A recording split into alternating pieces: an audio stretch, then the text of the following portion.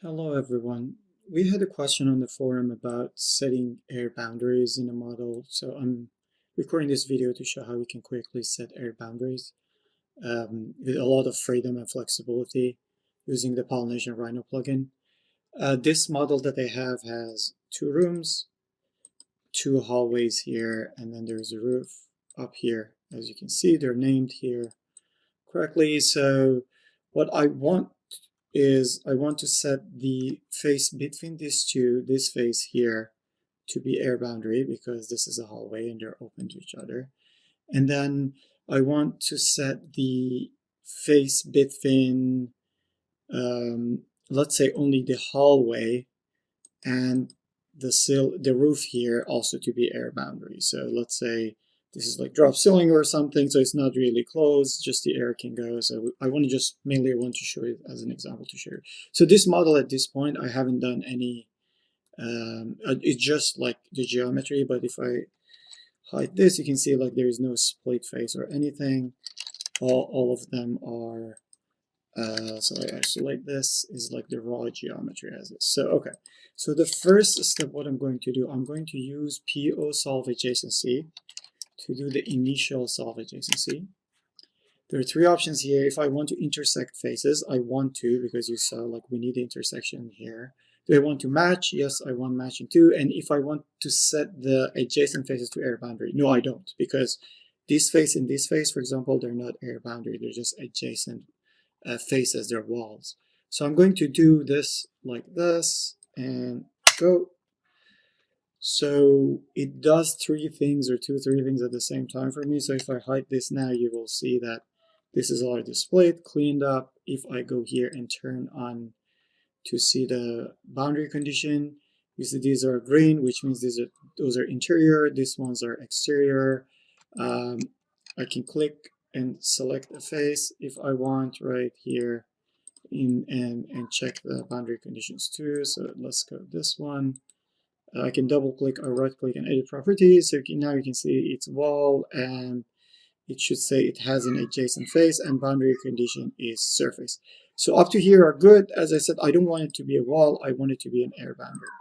I don't want to go and just change them one by one. That's painful and a lot of work, and it's just I can make errors. So what I'm going to do, I'm going to use another command which called PO set air boundaries by guide. What this command does, it allows us to use a guide surface to set the air boundary. So let me do it for this one, which is easier first, between the two hallway. This is a very simple geometry, so I can do like select them and do solve adjacency, but I'm just trying to show this command to you. So one thing that I need to draw a face here. I'm going to draw it in a different layer. Let's say this one, layer 2. So I'm going to use a line here and then extrude it. Select the line, extrude, curve, so it comes up. So now that's my guide. I'm deleting that curve. I'm keeping this extrusion, as you can see here. So now I can run the command that I just told you. So PO set air boundary condition by guide. First, which are the rooms that you want to set air boundary between them? So these are the two rooms. And which is the guide faces, this one. And this, I mean, this is a very simple model. We have used this for models for like 600 rooms. And that's where it gets really useful because you can have a face going in between all the floors and then solve all of them together. But before that, let's check and see if it happened correctly. I can see it already here in the menu, you see, but again, if I want to see it for a larger model, this is not going to be helpful. So I'm going to use this render settings, and I come here and I say, only show me the air boundary type from type surface. And if a model is valid, all the air boundaries are surface already, but now you can see I have only one in the model, which is this one. I save the model and then I run PO validate model to make sure the model is valid. I didn't make any mistakes, so that's great.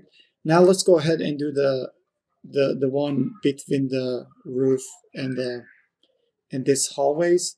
One thing for people who are not familiar to like how things work, for example, in Revit, in Rhino.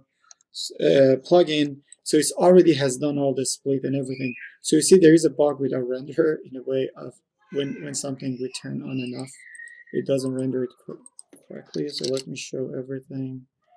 Let me do this. Because these are not air boundaries, it shouldn't show up, right? Refresh. Okay, I had to refresh again. This is something on our side, but not that important for what we are trying to do. So the next thing, I want to set air boundary between these hallways and the roof. So to do that, first I need the guide face. Again, like I'm in a separate layer, so it's easy to select by layer if I want. This time I'm going to draw a polyline. You can do duplicate face and join and all those, but this is a good chance to show people who don't know Rhino that well what are the commands available. And then I can do planar surface command, which takes a curve and creates a face for me. So this is my surface that I can use now to do to set the air boundaries. So let me go and do the same thing. So the command was set air boundary by guide. Select rooms. So this time is this one, and this one. Select the guide surface is this one. And here we go. Now you see it turned green, and because I know my render setting, this means these are the only air boundaries that I have in the model. I can also check if I want. I can select here the roof. And you can see this is air boundary and this is air boundary when I select them. And finally, before doing anything else, what I do, check the validation model. The model is valid. Well done. So here we go. In a few minutes, we could easily set the custom air boundaries between the faces that we wanted using the command that I just showed you. Again, it's called PO set air boundaries by guide. Thanks for watching.